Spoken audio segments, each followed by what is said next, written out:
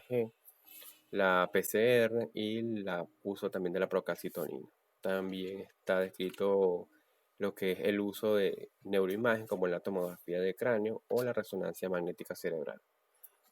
El líquido cefalorraquídeo o el diagnóstico por líquido cefalorraquídeo, dependiendo de las características que este tenga, nos va a dar una orientación. Un LCR normal tiene una celularidad menor a 10 células por milímetro cúbico. Los tipos de células que podemos conseguir serían mononucleares con una proteína en menor a 45 miligramos por decilitro y una glucosa entre 35 a 100 miligramos por decilitro.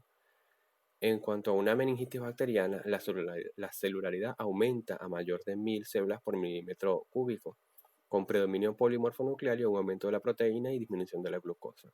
En las meningitis víricas, la celularidad es menor a 300 por milímetro cúbico, con predominio inicialmente de polimorfonucleares y posteriormente mononucleares, unas proteínas que pueden estar normal o aumentada y una glucosa que va a estar normal.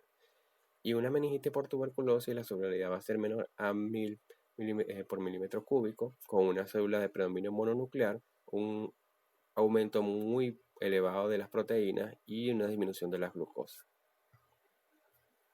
En los hallazgos radiológicos que se pueden observar en una tomografía de cráneo simple, en este ejemplo podemos ver una tomografía axial, en un corte axial, donde se demuestra la ocupación del oído medio derecho por secundaria a una meningitis óptica en un lactante.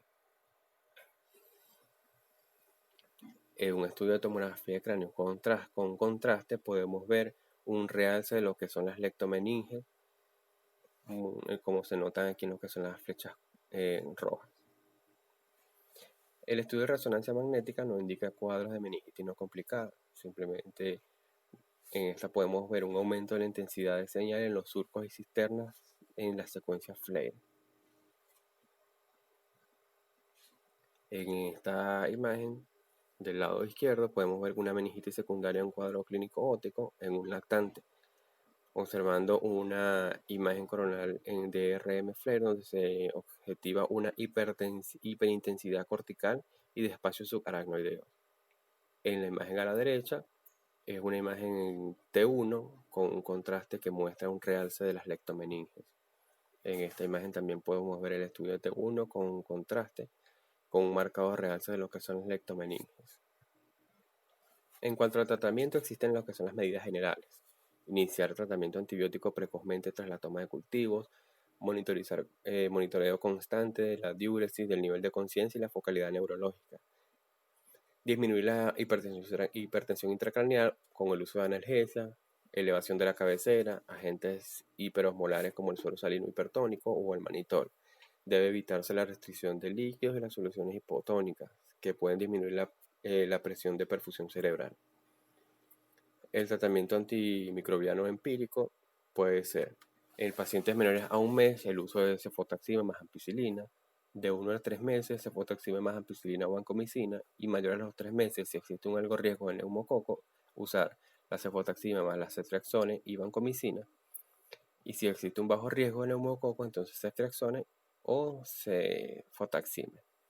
Cuando es por patología neuroquirúrgica, el tratamiento empírico es la vancomicina más cefepime o meropenem.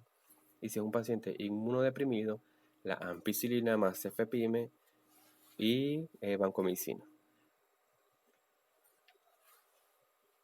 Cuando se logra aislar un agente patógeno, mayormente con los Streptococcus pneumoniae, el uso sería la cefalosporina, el Neisseria meningitidis, la penicilina, cuando es la Haemophilus influenzae, los beta-lactamasa, y en el Streptococcus aureus la meticilina.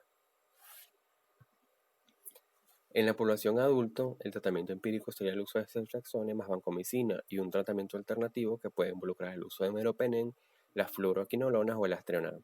En pacientes mayores de 50 años o alcohólicos, al tratamiento anterior se le debe agregar lo que es la ampicilina a 2 gramos por endovenoso cada 4 horas, con un uso alternativo de trimmetoprim sulfametoxazol o meropenem.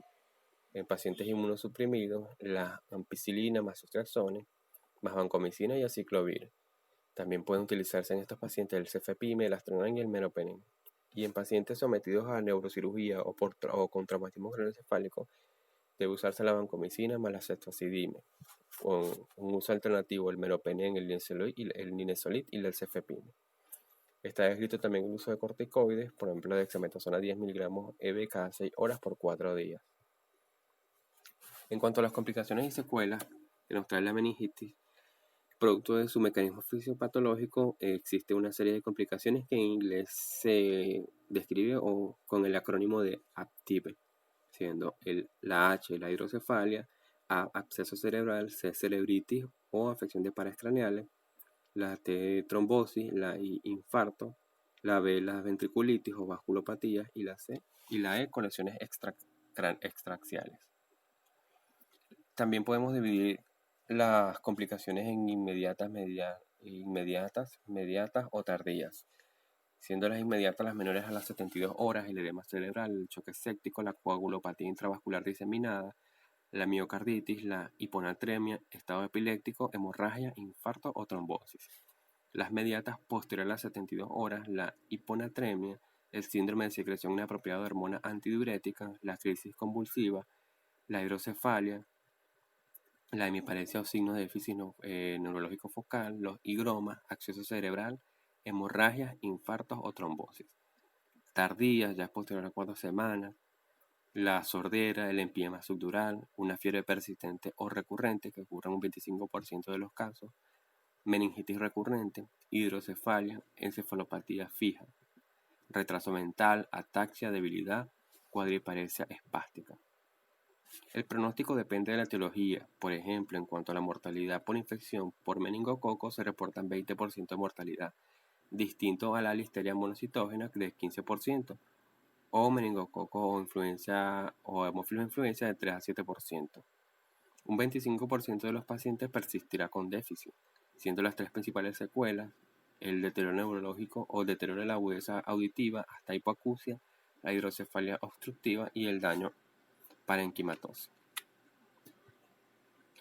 Gracias por su atención. Esto ha sido todo por hoy.